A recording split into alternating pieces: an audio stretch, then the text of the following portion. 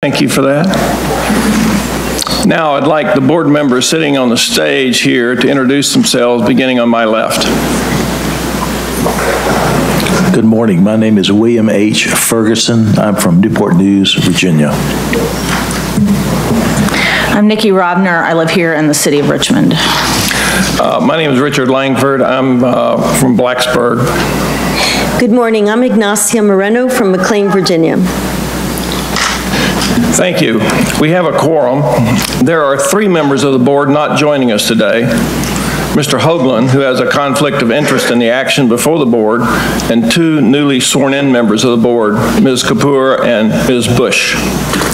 Also on stage today is David Paler, the Director of the Department of Environmental Quality, and the board's legal counsel, Matthew Gooch, who's Assistant Attorney General.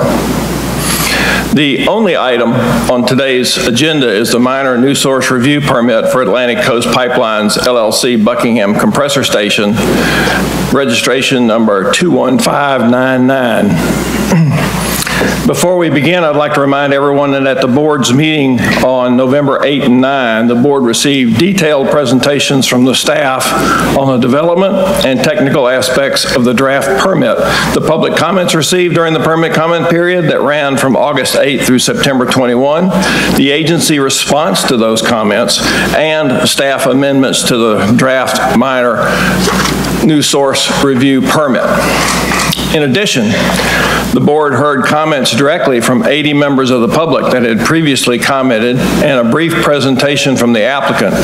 After the presentations and public comment, the board discussed the draft permit and asked numerous questions of staff, but deferred any action on the permit until today's meeting. At this time, I believe the board would like to go into a closed meeting. Do I have a motion to go into a closed meeting?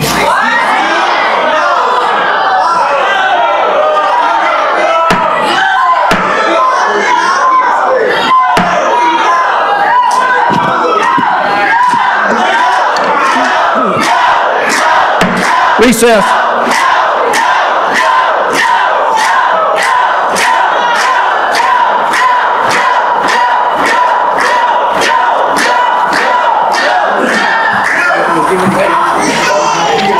I will do it.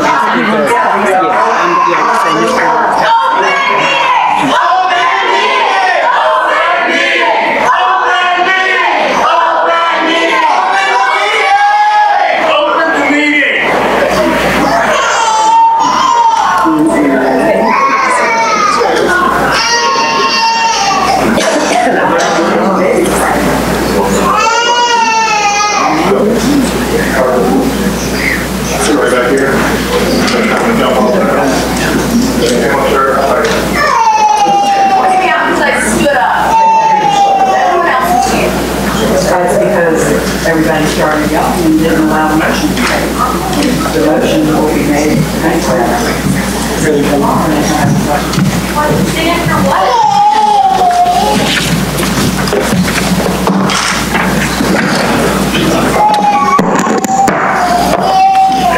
Ms. Moreno. Mr. Chairman, I move that the board go into a closed meeting pursuant to section 2.23711A7 of the Code of Virginia for consultation with legal counsel and briefings by staff members pertaining to actual or probable litigation. In section 2.2-3711A8, consultation with legal counsel regarding specific legal matters requiring the provision of legal advice by counsel concerning the board's public participation procedures for consideration of the draft minor new source review permit for Atlantic Coast Pipeline, LLC's Buckingham Compressor Station, registration number 21599. Is there a second? There's a second. There's a motion and a second. All in favor of the motion, signify by saying aye. Aye. Aye. Opposed? We'll have a closed session. Are the residents of Buckingham going to be allowed in that meeting? Matt is all. All right. Announce The only person going into the meeting with the board is our legal counsel, Matt Gooch, and the 4 board members to talk about, as is stated here, talk about public participation procedures and the legal requirements for those. And we will be back as soon as we can.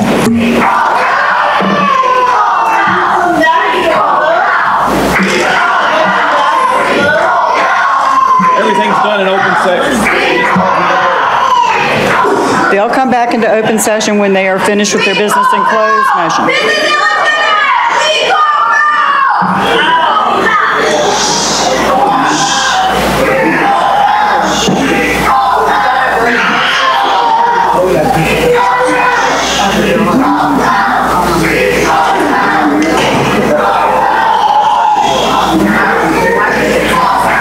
Discussions in closed meeting.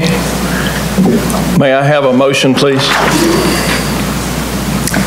I hereby move that the board end its closed meeting and certify that, to the best of each member's knowledge, 1, only public business matters lawfully exempted from open meeting requirements by Virginia law were discussed in closed meeting to which this certification applies, and 2, only such public business matters as were identified in the motion convening the closed meeting were heard, discussed, or considered by the board. We have a motion. Do we have we have a motion? Is there a second? Second. We have a motion and a second. Ms. Burnt, would you do a roll call vote, please? Mr. Ferguson? Yes. Ms. Robner? Yes. Ms. Marino? Yes. Mr. Langford? Yes. Thank you. Mr. Chairman, I have a motion. Go ahead. Mr. Chairman, at the last meeting, I asked a number of questions at the very end of the meeting, and since the meeting, we have received a number of pieces of information in response to those questions, and I would like for the public to have an opportunity to respond to that information, and so I make a motion that DEQ hold a public comment period, the minimum that is available to do, that can be done, and that we hold the public comment period and then vote on the permit after that public comment period. We have a motion to have a minimum additional public comment period.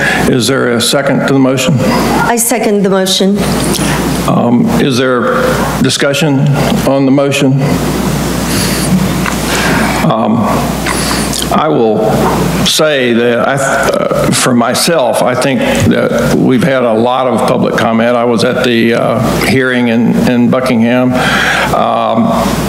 and obviously at the one here, and have heard a lot of public comment. I for one, I don't see the advantage of holding that, but I understand concerns by board members about that. So having said that, is there any other comments on the motion? If not, I'll ask for a vote. Let's do a roll call on this as well. Mr. Ferguson? Yes. Ms. Robner? Yes. Ms. Marino? Yes. Mr. Langford? No. Motion passed. Yes, Ms. Burnt. May I ask a clarifying question? You may. Are there specific documents that you want to comment on? Thank you for that question. Yes, the reason for the comment period is that there were, in response to questions from board members, there were some additional documents provided to board members after the close of the comment period. At least two of the NGOs, or the non-governmental organizations that have made comments on this rulemaking, have asked to have additional opportunity to comment on those particular documents. And so the motion for the public comment is on the additional documentation. So I'm going to keep going. Thank you. get statement. So the documents that were sent out by email from me, those two sets of documents, the document you all received directly on the demographics. Yes. From Youngstown Report. Yes. To be included. Are there any other documents that you all have received directly that you want included? No, but I do have a question for you. Okay. Are there any other documents that DEQ has received that we have not received? There is one that has some clarifying demographic information that was received in between what I sent you and what you got the details on the demographics from your report. So I would like to include that too, please. Include that. Yes. That's actually from SELC. Okay. Ms. Byrd, I'd like to ask our counsel, Mr. Gooch, whether there are any documents that have not been identified that should be considered.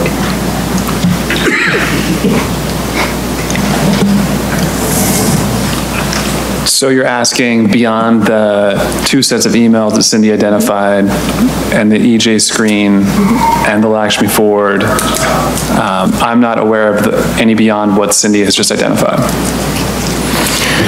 Thank you. And I assume to the extent that those documents aren't already on the Buckingham compressor website, you'll upload them and they'll be available. And you'll work out whatever details is required on the APA about when and how and all that. Okay. All right.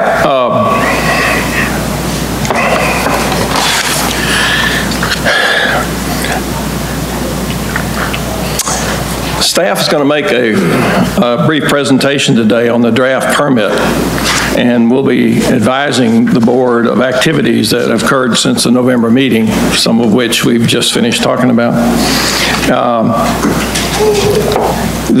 Before I call on Mr. Dowd to begin the staff presentation, a few matters to address. I want to correct a statement made at the November 9, 2008 meeting regarding the board's suitability policy. One of the board members informed those in attendance that the board's 1987 suitability policy had not been officially repealed. That's not the case. The policy was officially rescinded by the board at its December 15 and 16, 2008 meeting. So let's just get that on the record. I also want to advise everyone that the board can consider additional amendments to the draft permit. We could consider additional amendments, and we'll talk about some without further public comment, but as you know, we've already said we're going to do a further public comment on some narrow issues. Staff acting on board's behalf can and should address board questions and requests with an applicant throughout the permitting process, including after the close of the public comment period. Staff also routinely addresses questions and concerns raised during the public comment period with an applicant after the close of the comment period. This is standard operating procedure in the air permitting process and as well as all the other permitting processes. As we already talked about, the additional information and the fact we're going to have a public comment on it. Lastly, I would like to advise everyone that interference with an orderly and efficient board meeting or activities that interfere with the right of others to speak is prohibited and could result in your removal from the meeting. Therefore, we ask that you refrain from interfering with the conduct of the meeting or making comments while others are speaking. I appreciate your cooperation on that. Now I will call on Mr. Dowd. Vision for DEQ. I'm appearing before the board today. I'm sorry. Okay, it was pretty loud when I did the test earlier. I'm appearing before the board today to present again for the board's consideration a proposed permit for the Buckingham compressor station. At the board's last meeting on November 8th and 9th, the board deferred a decision on the proposed compressor station until today, and of course, we've been overtaken by events of the past few minutes. At the end of my presentation, I was going to make a staff recommendation that may not be appropriate for today, but we'll get to that point when we get to it, Mr. Chairman. At the November meeting, the board asked DEQ to provide certain additional information to address questions regarding site suitability, demographics, and environmental justice, which we will do today. This morning, I and my colleague, Pat Corbett, will briefly describe the project and then address certain technical questions regarding the proposed permit that board members raised at the last meeting that could benefit from more detailed answers. We will then present on issues related to site suitability and environmental justice that the board members raised at the last meeting. Finally, well, we won't make our staff recommendation today, I assume. Okay, slide 2. There it is. The Buckingham compressor station is one of 3 compressor stations planned for the Atlantic Coast Pipeline. It is the only Atlantic Coast Pipeline compressor station in Virginia and will be the most stringently regulated of the 3. It uses 4 natural gas combustion turbines of approximately 55,000 horsepower to pump gas through the pipeline. The proposed compressor station is classified as a minor stationary source under Virginia's air permit regulations, but for all intents and purposes, DEQ treated it as a major source in the permit process to assure the protection of public health. 3. Okay. This slide shows the location of the Buckingham compressor station. It is located in Buckingham County on the north side of Route 56, 5.1 miles northwest of the intersection of Route 60 and Route 56. It is also important to note that the proposed compressor station is located where the Atlantic Coast Pipeline will intersect the existing Transco natural gas pipeline, a major national north-south pipeline. 4. Protection of public health and the environment are DEQ's most important goals. All Virginia air permits require both state-of-the-art air pollution control and assurance the source will not cause any violation of health-based air quality standards, such as the National Ambient Air Quality Standards or state air toxic standards. 5. Before discussing how DEQ air permits protect public health, it is important to place the permit process in context and describe how it is intended to function within the overall framework of the Clean Air Act and state air pollution control law. The Clean Air Act envisions a federal-state partnership. First, EPA sets health-based national ambient air quality standards, which are commonly referred to as the NAAQS. It is then the role of the states to achieve and implement the NAAQS. The State Air Pollution Control Board and DEQ implement the NAAQS in Virginia under the authority of the State Air Pollution Control Law. The Clean Air Act requires EPA to set the NAAQS at a level to protect public health with an adequate margin of safety based on an evaluation of the most current health science. The Clean Air Act requires that NAAQS be set at a level to protect sensitive populations such as children, the elderly, and asthmatics. EPA has established NAAQS for 7 pollutants: ozone, nitrogen dioxide, sulfur dioxide, carbon monoxide, lead, and 2 forms of particulate matter, PM10 and PM2.5. The Clean Air Act requires EPA to review and revise the NAAQS every 5 years based on the latest health science. Now, let me turn the presentation over to Pat Corbett, who will review the technical aspects of the proposed permit in more detail. This way. Yeah.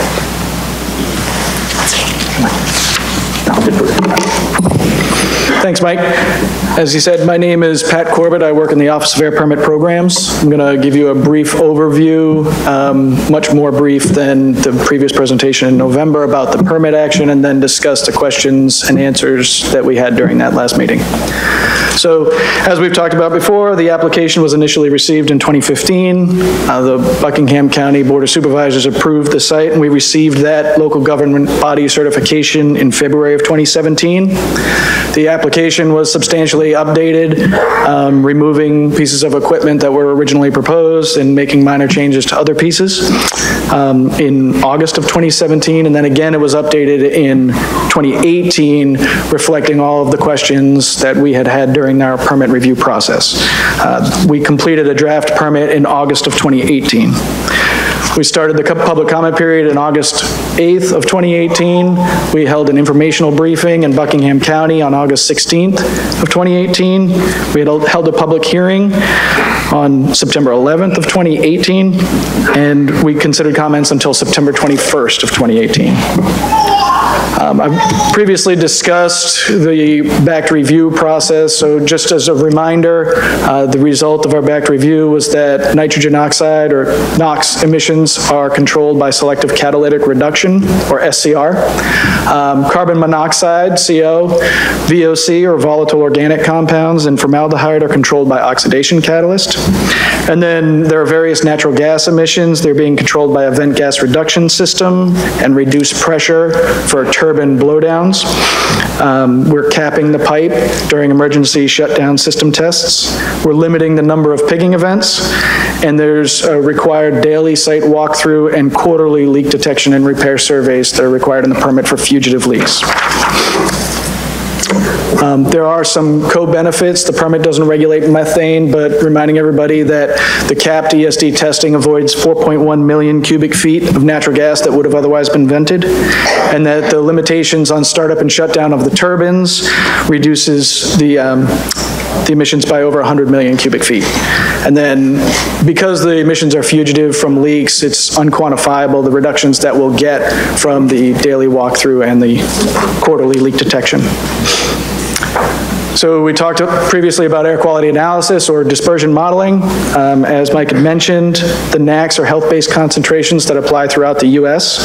There are a variety of averaging times dependent on the pollutant and that pollutant's impact on human health. They can be as short as 1 hour or as long as 1 year. So the standards are based on the pollutant and its impact. And then Buckingham County currently meets and will continue to meet all ambient air quality standards. So modeling background, what is a background? The background is used in our analysis to determine what the current status of the ambient air in a location is. It's the measured concentration of pollution in the air. It would measure everything that's contributing to pollution in the air, including vehicles, nearby sources that already have permits and are emitting. It also includes things like dry cleaners and auto body repair shops, as well as interstate pollution, pollution that travels to Virginia from other states.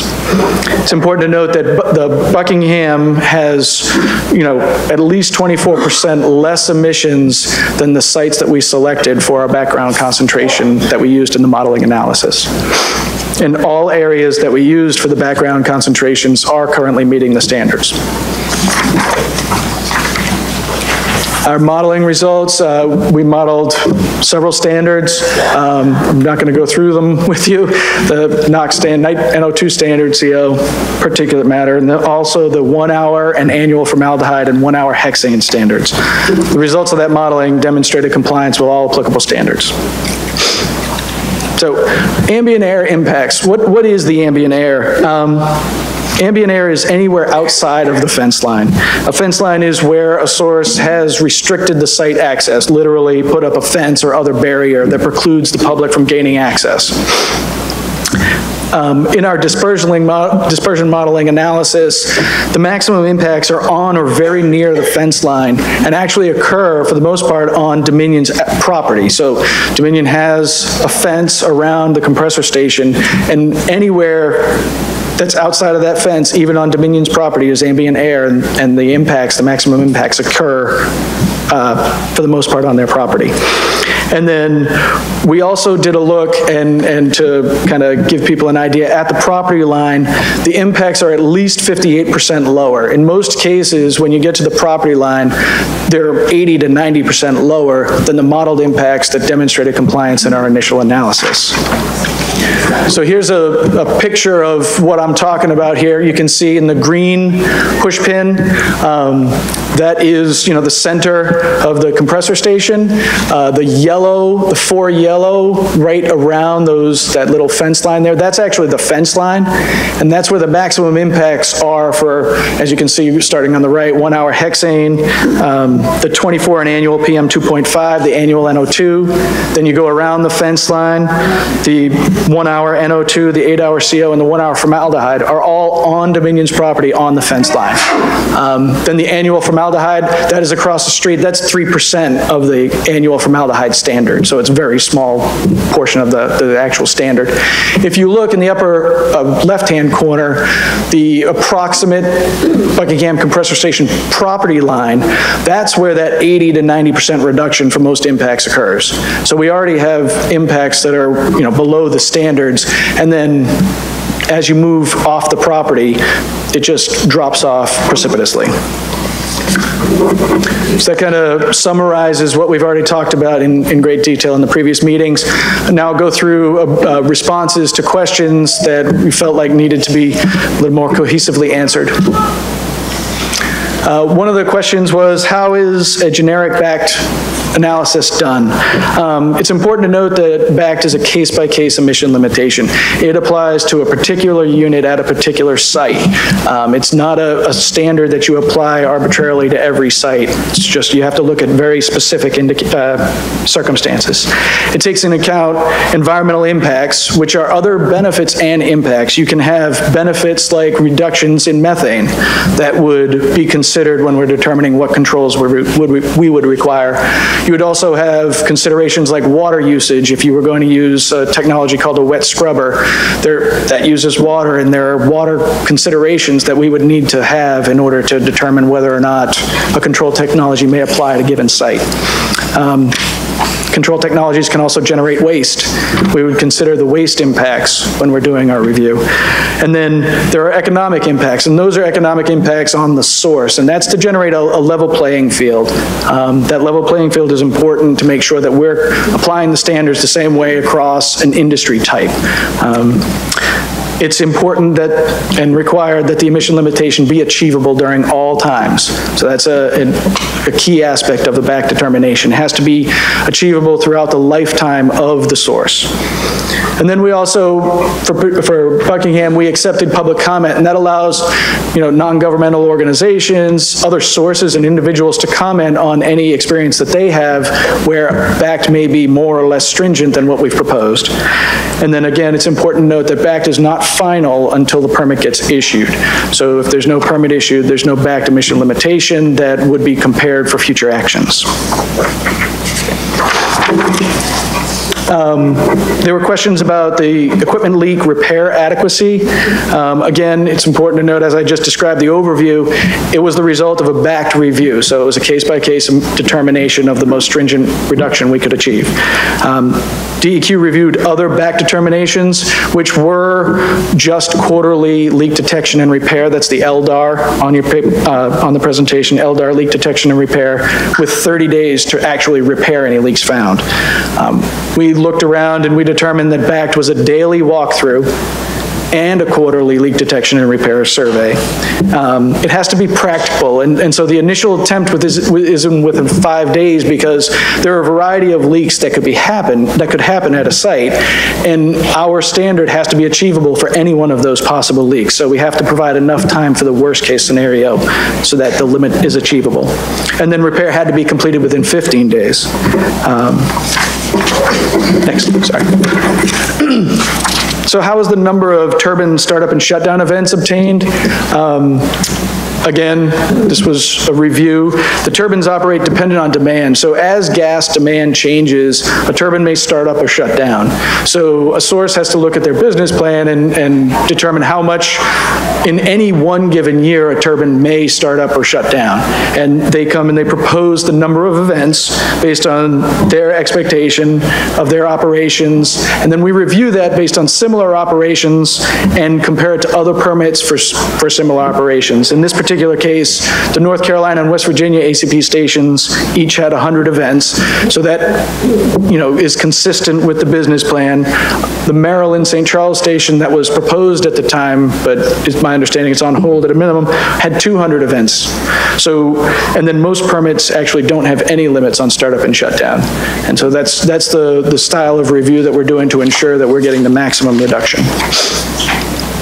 One of the big questions was what's the process for future possible changes? You know, what if they want to make a change, expand capacity, or reduce requirements? Any emissions increase may require a new permit, may require a new air quality analysis, or a new BACT analysis. It's hard to get any more detailed than that because the regulations at the time will dictate how that review goes. Lastly, what are the Chesapeake Bay impacts? It's important to note that the TMDL process, which is a separate process than an air quality permit, they reviewed the Clean Air Act requirements. They're already factored into the TMDL. They reviewed projected growth, including out into the future, and the Clean Air Act requirements that are going to occur. The TMDL process determined that Clean Air Act requirements weren't required for specific sources. And then, of course, the TMDL process will be reviewed, and that determination can be revisited at a future cycle. That's it, right? Yeah, okay. Now I'm going to turn it back over to Mike. And TMDL, I don't know if you... Oh, I'm sorry, total maximum daily load. I'm sorry. It's a water term that deals with how much of a particular pollutant is allowed into a stream. And so those are, what you were saying there is that the water impacts are already calculated into the, with the air requirements, including growth. Yes, sir. Thank you. Yeah, you're welcome. Okay, ready to cue me up? So we're done with this? Oh, yeah. I'm sorry. Do you have another slide? Yeah, I'm sorry. I thought when you looked at me, I'm sorry. This is just a slide. This is a chart of the NOx reductions. I'm sorry. In the Virginia plan, this is including growth out to 2028. You can see that we're projecting just Virginia's NOx reductions to be over 200,000 tons. And that includes the growth, which would include the Buckingham compressor station at 34.2 tons a year. Sorry about that. Thank you. In looking at that, is that big blue bar, that's automobiles? Is that what that is? I don't have the color-coded one. Is that what it is? It's... yes, I believe that blue is automobiles. I'm sorry. The colors are close, but I thought that's what that was. So the biggest reduction is going to be from the auto sector? Yes. Thank you.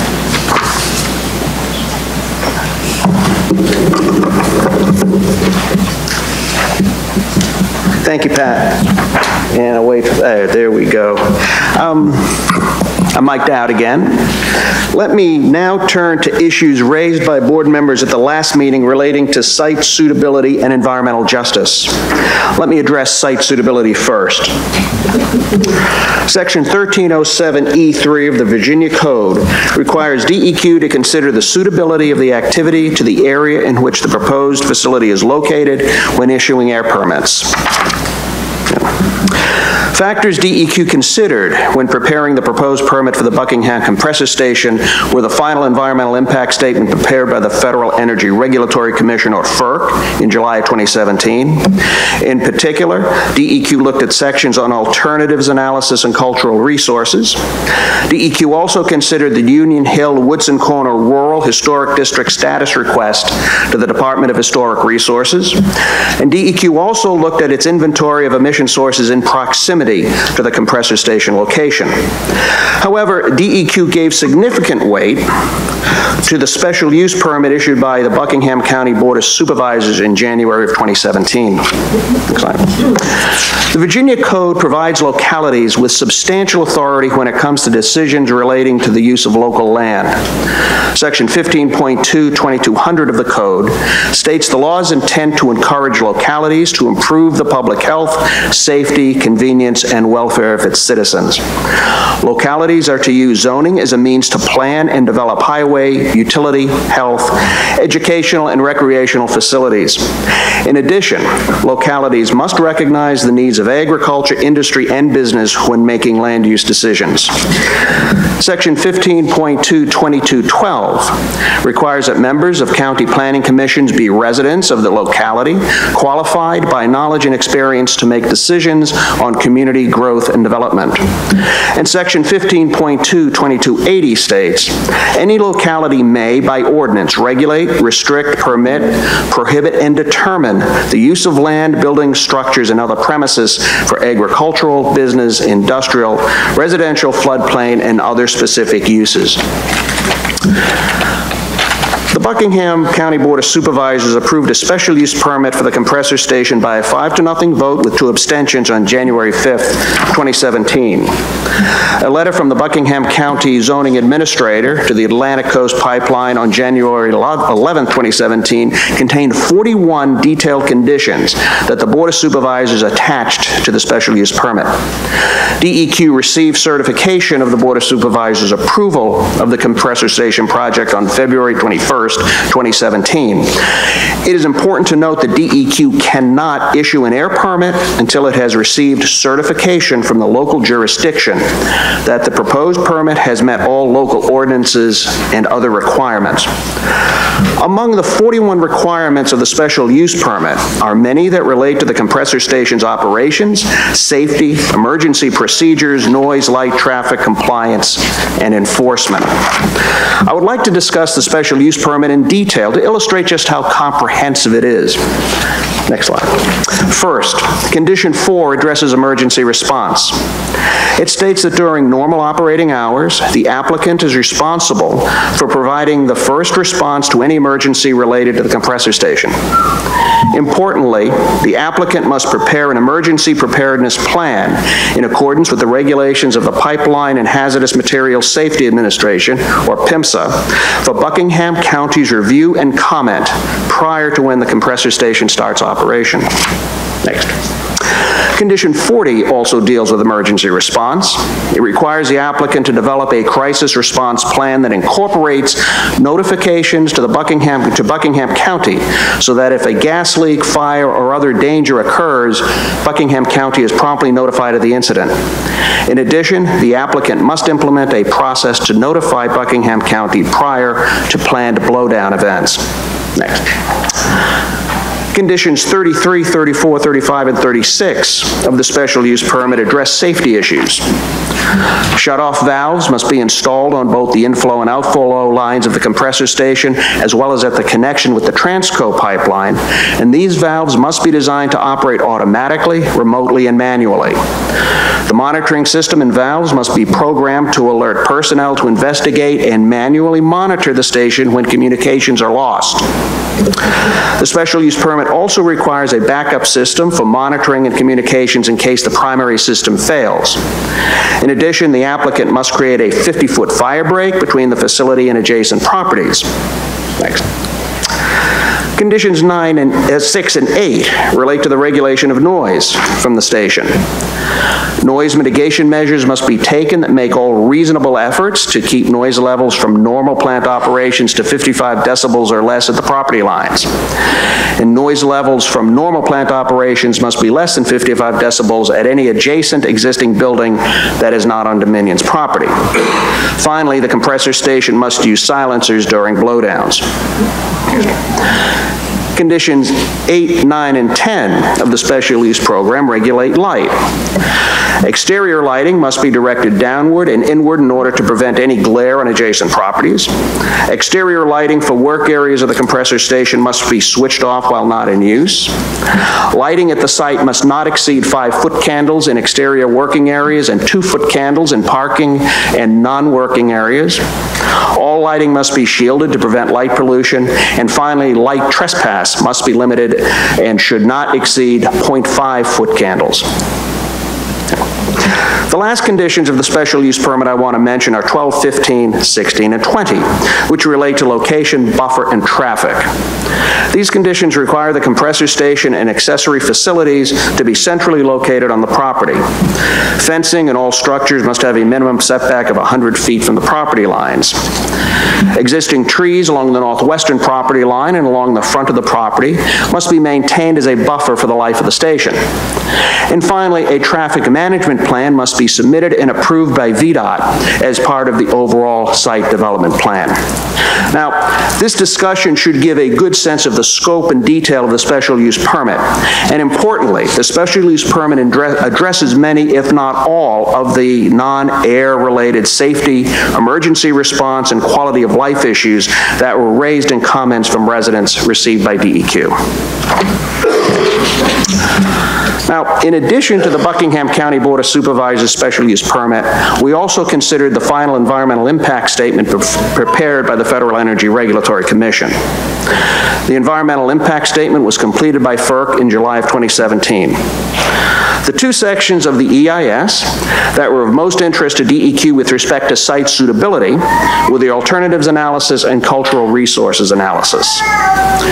The alternatives analysis contained two relevant components, the no action alternative and a section that considered an alternative location for the proposed compressor station. The cultural resources analysis contained 5 components relating to the archaeological survey, the historic structures surveys, the Special Union Hill Area Survey, the Unanticipated Discovery Plan, and the Programmatic Agreement. I'll turn first to FERC's no-action alternative analysis. The no-action alternative addressed broadly whether the Atlantic Coast Pipeline should be built at all, and did not focus on the pipeline's 3 proposed compressor stations. FERC's final environmental impact statement rejected the no-action alternative. In particular, the FERC said the lack, and this quote, the lack of a new pipeline with access to supply sources into the region could prolong the existing supply constraints in the proposed delivery areas, which could create winter premium pricing and exacerbate price volatility for all natural gas users in the areas, and could increase the difficulty for others in finding economical gas supplies. The FERC also said the burning of natural gas at power plants to produce electricity results in reduced air emissions compared to other fossil fuels such as coal and fuel oil. According to the EPA, natural gas produces at least 50% less carbon dioxide, almost 70% less NOx, or oxides of nitrogen, and about 99% less sulfur dioxide compared to a coal-fired power plant. Next. In summary, the FERC said the no-action alternative would avoid the environmental impacts of the proposed projects, but would likely result in the need for an alternative energy means to satisfy the demand for natural gas and energy in the project area. Given consideration of these factors, we conclude that the no-action alternative is not preferable to the ACP, and we do not recommend it. That was FERC. Next slide. On a more granular scale, FERC's environmental impact statement considered one alternative site to the present location of the proposed compressor station. The alternative site is located at Midland Road, 1.9 miles southwest of the present site. I want to mention here that there are factors that constrain whether other locations are acceptable as alternative sites for the compressor station in this case. Those factors include sufficient land, access to the Transco pipeline, and a willing seller, because eminent domain is not an available option for the construction of pipeline compressor stations. With respect to the alternative site, FERC found the environmental impacts between the proposed site and the Midland Road alternative were similar, that the alternative site would require an additional 1 mile of pipeline and would increase the construction footprint of the Atlantic Coast Pipeline. The FERC also found that operation of the compressor station would not cause or contribute to a violation of federal air quality standards, and did not believe health would be adversely affected or that the alternative site would be necessary for reasons of air quality or public health. Next slide. FERC's EIS noted that the Norwood, Wingina, and Warminster historic districts were 4.5 and 5.9 miles from the proposed compressor station site respectively, and that Yogaville was over 4.5 miles away from the site. The EIS said these areas would not be affected by construction or operation of the facility, and that moving the compressor station 1.9 miles to the southwest would not provide a measurable benefit to those areas. The FERC concluded that the Midland Road alternative compressor station did not offer significant advantages and did not recommend it. I now want to turn to the FERC's cultural resource assessment found in the environmental impact statement. The FERC, the Virginia Department of Historic Resources, and the applicant coordinated on the cultural resource assessment of the area surrounding the proposed Buckingham compressor station. The cultural resource assessment included a Phase 1 archaeological survey conducted on the site in 2015 and 2016 by the applicant's consultant. The Phase 1 assessment found no previously recorded or new archaeological sites, cemeteries, or other cultural resources. The Department of Historic Resources concurred with this assessment in February of 2017. The applicant's consultant also conducted historic structures surveys between 2015 and 2018. The historic structures surveys found no structures eligible for listing on the National Register of Historic Places. The Department of Historic Resources, or DHR, concurred with those findings in 2018. At the FERC's request in April 2017, the applicant's consultant resurveyed the area surrounding the Buckingham compressor station site with the goal to, quote, identify resources that were integral to the development of the area as an African-American community associated with Union Hill and Union Grove Baptist churches in the post-Civil War era. End quote. As part of this survey, the consultant also conducted historical research at local repositories and photographed structures located within 1/2 mile radius of the compressor station in order to document the historic character of their surrounding community. The findings of this special survey indicated that the area surrounding the compressor station is, quoting the consultant, dominated by rural, non-farm residences constructed since World War II and generally lacking the historic built environment and agricultural landscape features that characterized the area's late 19th and early 20th century development as a distinct community. This special survey was conducted in the spring of 2017, and the Department of Historic Resources concurred with its findings in July of 2017. There were two other documents associated with FERC's environmental impact statement that help assure the continued protection of the cultural resources both during and after construction of the compressor station. The first is the unanticipated discovery plan. The unanticipated discovery plan sets forth the procedures that the applicant will undertake in the event that previously unreported and unanticipated cultural materials or human remains are found during the construction of the pipeline. The unanticipated discovery plan was submitted to FERC in January of 2018. The second document is the programmatic agreement among the FERC, the applicant, and the Virginia Department of Historic Resources, which assures compliance by the applicant with the National Historic Preservation Act. The programmatic agreement was entered into in January of 2018. I now want to discuss something unrelated to FERC, but that was considered by DEQ related to the historic nature of the area surrounding the Buckingham compressor station. In February 2017, an organization called Preserve Virginia requested that the Department of Historic Resources designate Union Hill and Woodson Corner a rural historic district. The preliminary information form submitted to DHR stated that the significance of the proposed Union Hill Woods Corner Historic District stems from the manner in which the plantation land became, after emancipation, a community established after the Civil War by freedmen and a large number of emancipated African Americans. A majority of the current residents of Union Hill are descendants of the freedmen and slaves who started the community. The DHR visited the area and asked follow-up questions of the applicant in May 2017. Now, the Department of Historic Resources has concluded that on the information provided to it so far, the area does not qualify for a rural historic district status for several reasons. DHR said that while the area's history is compelling, it does not differ from the history of Buckingham County as a whole. Other reasons given by DHR for its conclusion was the lack of surviving historically relevant structures, the intense logging and deforestation of the area that likely destroyed relevant archaeology, and the existence of few surviving Reconstruction era and early 20th century clustered settlements to represent the context of African American heritage. Oh, y'all decide that? Okay. Now, let me turn from the topic of site suitability to environmental justice. Dowd, will the people in the audience please refrain from making any comments? If not, I will ask the Capitol Police to intervene. Thank you for not making comments. Now, Mr. Dowd, you may continue. Next slide. Now let me turn from the topic of site suitability to environmental justice. I want to begin by mentioning a few items that are relevant to the consideration of environmental justice issues in Virginia.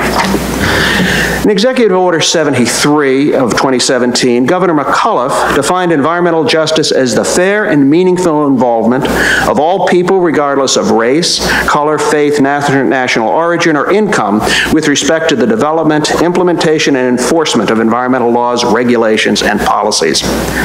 In addition, Virginia Code 67-102.12, which is one of the few Virginia Code provisions that touches on the subject of environmental justice, states that it is the objective of the Commonwealth to develop energy, resources, and facilities in a manner that does not impose a disproportionate adverse impact on economically disadvantaged or minority communities. And finally, I want to note that the section of the 2018 Virginia Energy Plan that discusses environmental justice, the Energy Plan says DEQ's existing obligations to ensure that all regulated entities comply with health-based standards will continue in all permitting activities to reduce public health burdens on all populations.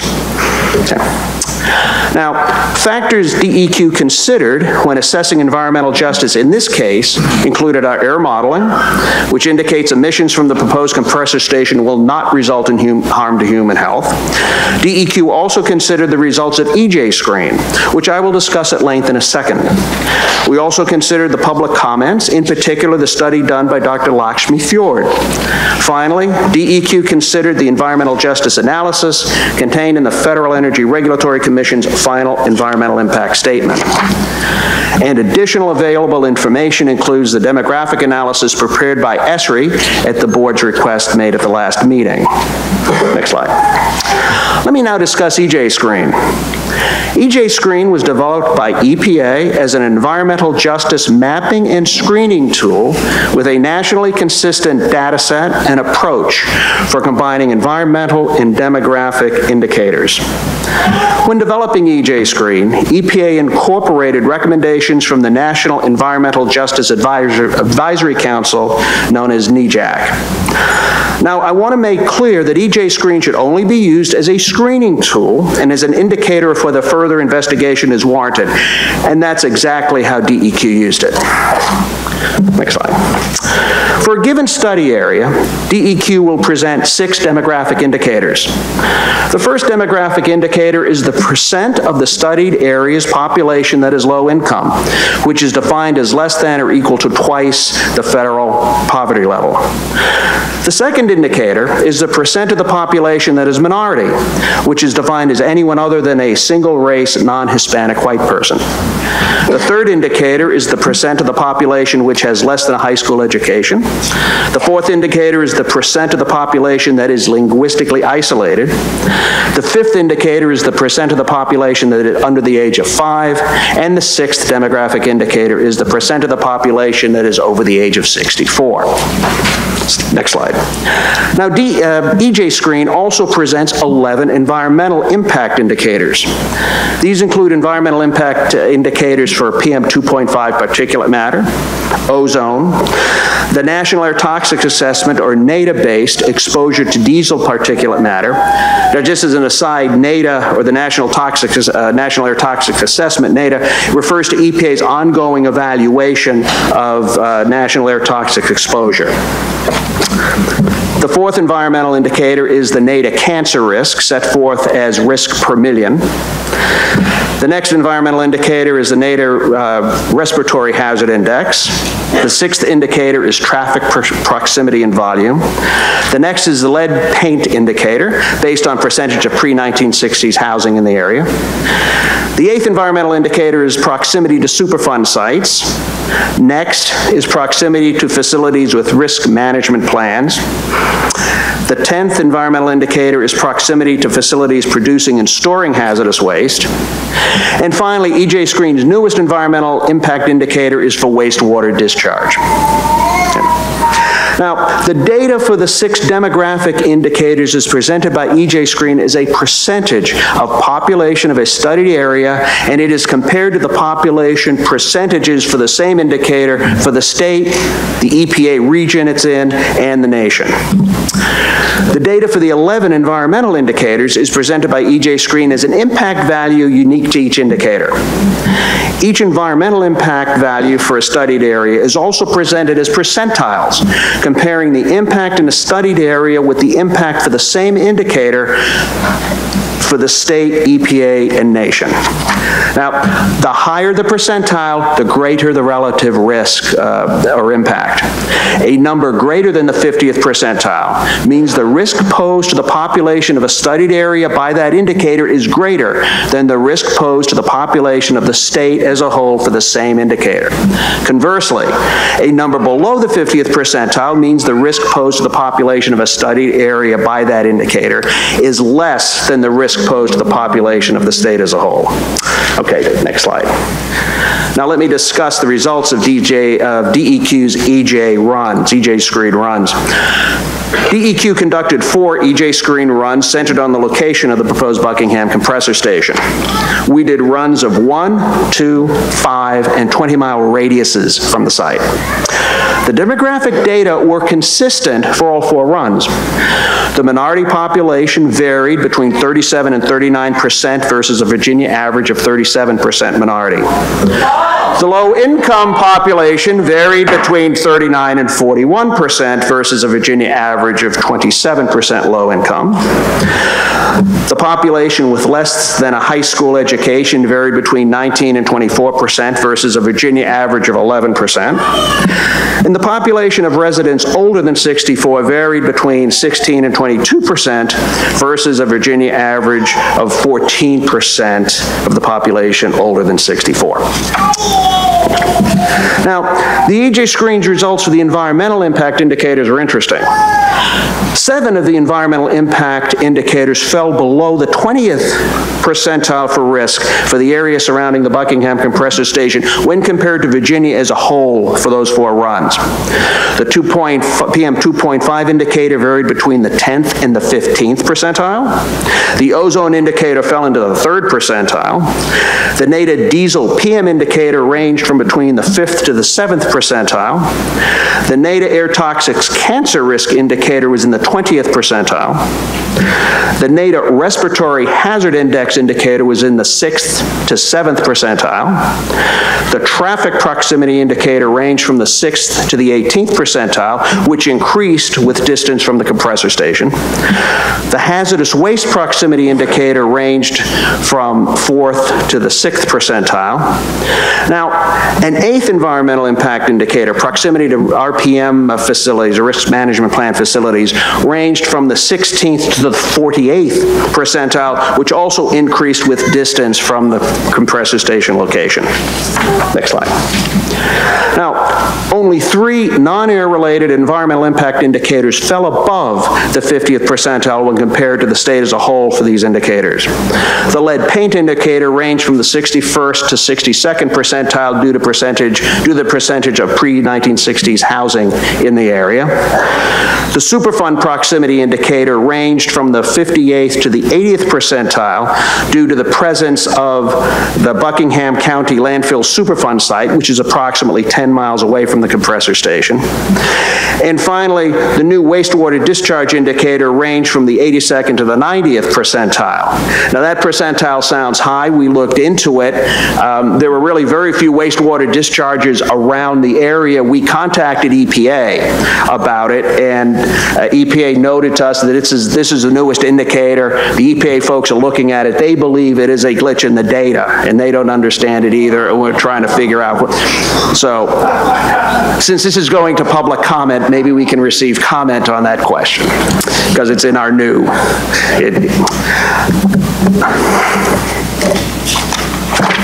Okay, next slide. The EJ screen results indicate that the residents of the area surrounding the Buckingham compressor station overall face potential environmental risks below those faced by Virginia residents as a whole. 7 of the 11 environmental indicators show impacts to the area surrounding the compressor station to be substantially below the risks posed to state residents as a whole for those indicators. One of the environmental indicators, the RPM proximity indicator, showed the impacts of the area to be somewhat below that of the state as a whole for the indicator, and only 3 non-air related environmental impact indicators fall above the 50th percentile when compared to the state as a whole for those indicators. Next. I now turn to the environmental justice analysis contained in the Federal Energy Regulatory Commission's final environmental impact statement. In its EIS, the FERC noted only one potential environmental justice issue related to the Buckingham compressor station, that concerning the rates of asthma in minority populations. The FERC environmental impact statement said that due to high rates of asthma within the overall African American community, we consider this community especially sensitive. African American populations have a greater prevalence of asthma. Next slide. However, the FERC concluded... Officers, would you take charge, please? I'm going to call a recess.